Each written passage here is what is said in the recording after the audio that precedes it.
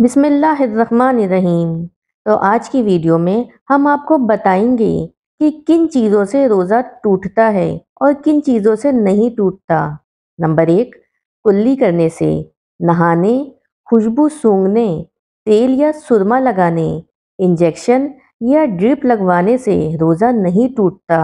Number 2, रोज़े की हालत में आँख या कान में दवा या पानी वगैरह डालने या खुद ब खुद चले जाने से रोज़ा नहीं टूटता। अलबत्ता अगर किसी शख्स के कान के पर्दे में सुराख हो और उसमें दवा वगैरह डालने या खुद ब खुद चले जाने की सूरत में वो हलक से उतर जाए तो उसका रोज़ा टूट जाएगा।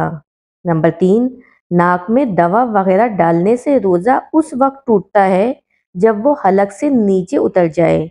इसलिए रोज़े की हालत में नाक में दवा डालने से इज्तिनाब करना चाहिए, क्योंकि इस बात का कभी अंदेशा है कि दवा हलक से उतर जाएगी।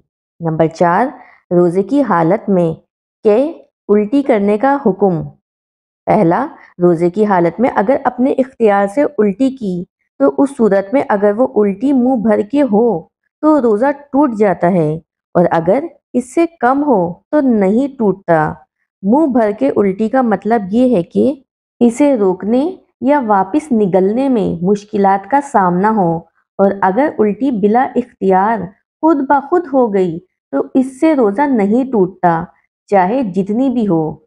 दूसरी सूरत में उल्टी को अपने इख्तियार से वापस पेट में दाखिल कर दिया तो इससे रोज़ा टूट जाता है। अलबत्ता अगर बिला इख्तियार खुद ब खुद पेट में वापस चली जाए तो इससे रोज़ा नहीं टूटता, चाहे जितनी भी हो। नंबर 5, रोज़े की हालत में इख्तिलाम हो जाने से रोज़े पर कुछ असर नहीं पड़ता।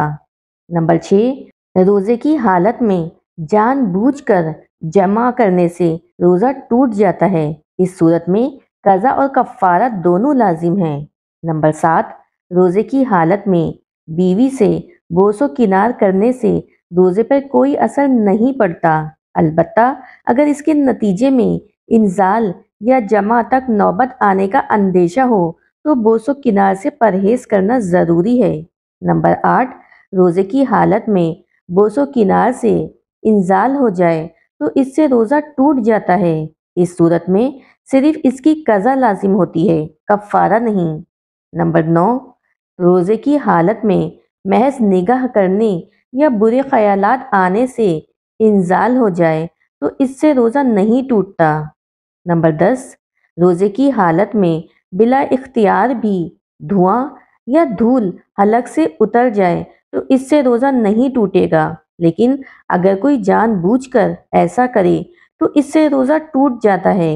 इस सूरत में सिर्फ कज़ा लाजिम होती है, कफ़ारा नहीं। नंबर 11, रोज़े की हालत में मिसवाक करना दुरुस्त है, चाहे खुश्क हो या तर। अलबत्ता टूथपेस्ट करना मकरूह है, लेकिन इससे रोज़ा नहीं टूटता।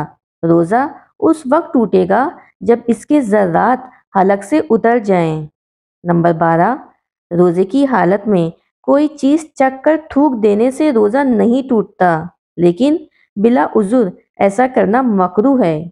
नंबर 13, अगर कोई औरत बच्चे के लिए ग़िज़ा नरम करने के लिए कोई चीज़ चबा कर बच्चे को दे तो मजबूरी में ऐसा करना जायज़ है।